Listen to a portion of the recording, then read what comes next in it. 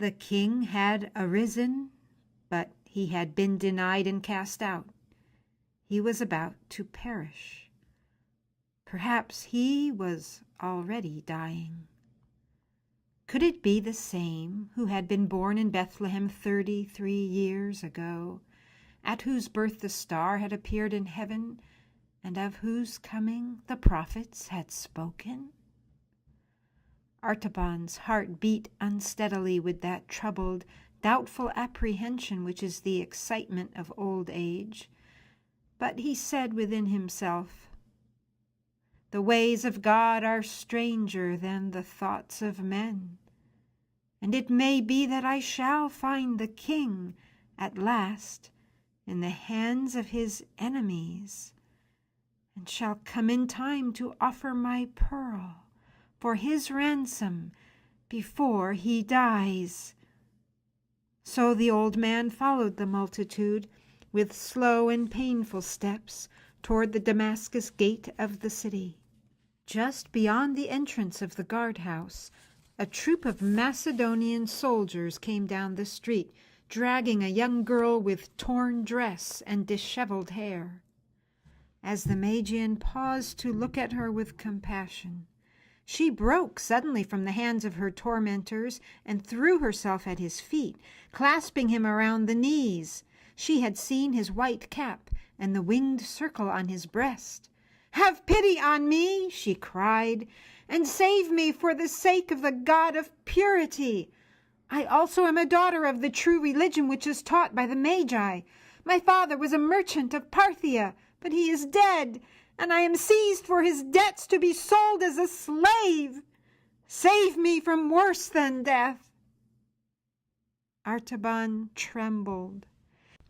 It was the old conflict in his soul which had come to him in the palm grove of Babylon and in the cottage at Bethlehem, the conflict between the expectation of faith and the impulse of love.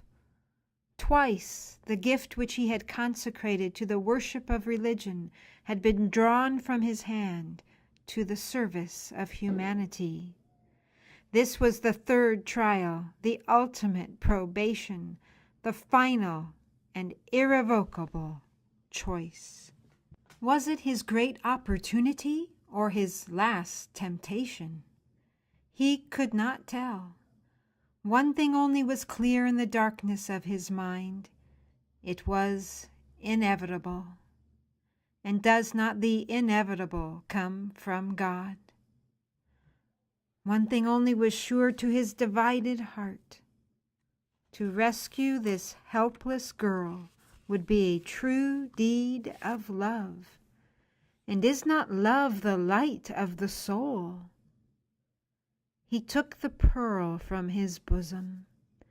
Never had it seemed so luminous, so radiant, so full of tender, living luster.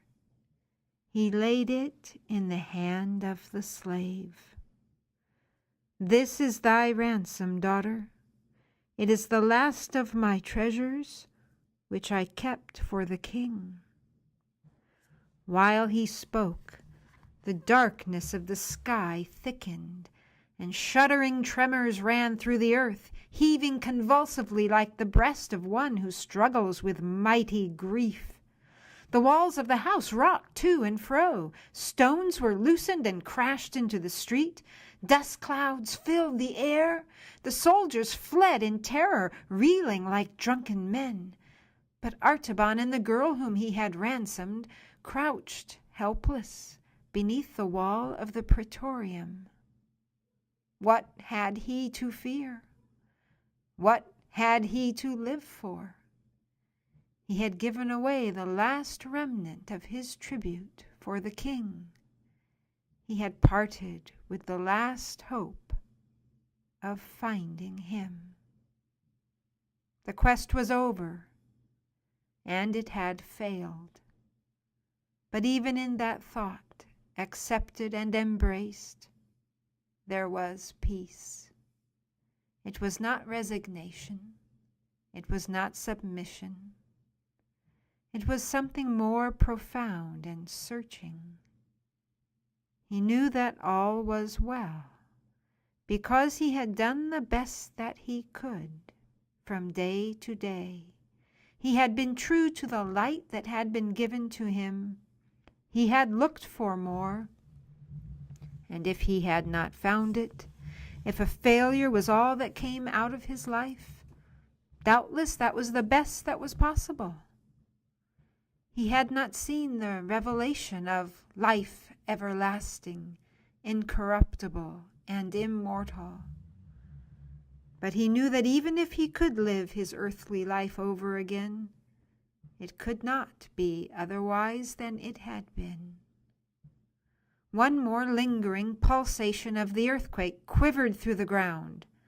A heavy tile, shaken from the roof, fell and struck the old man on the temple.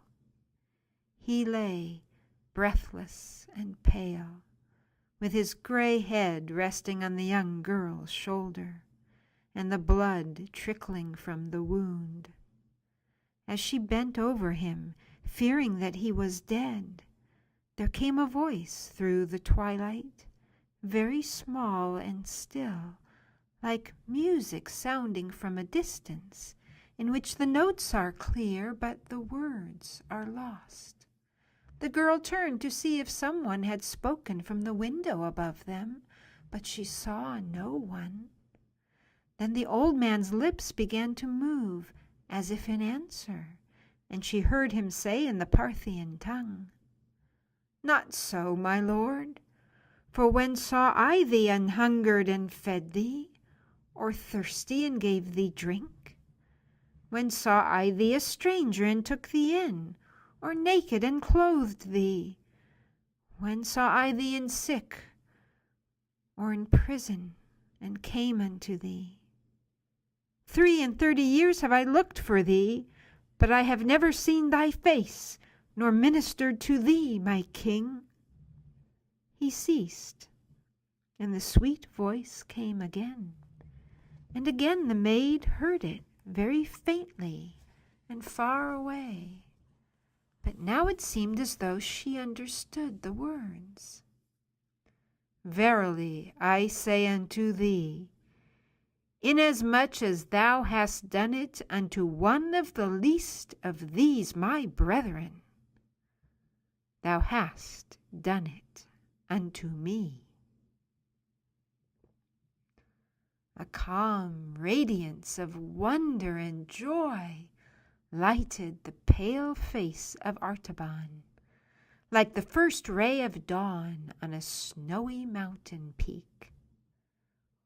One long last breath of relief exhaled gently from his lips.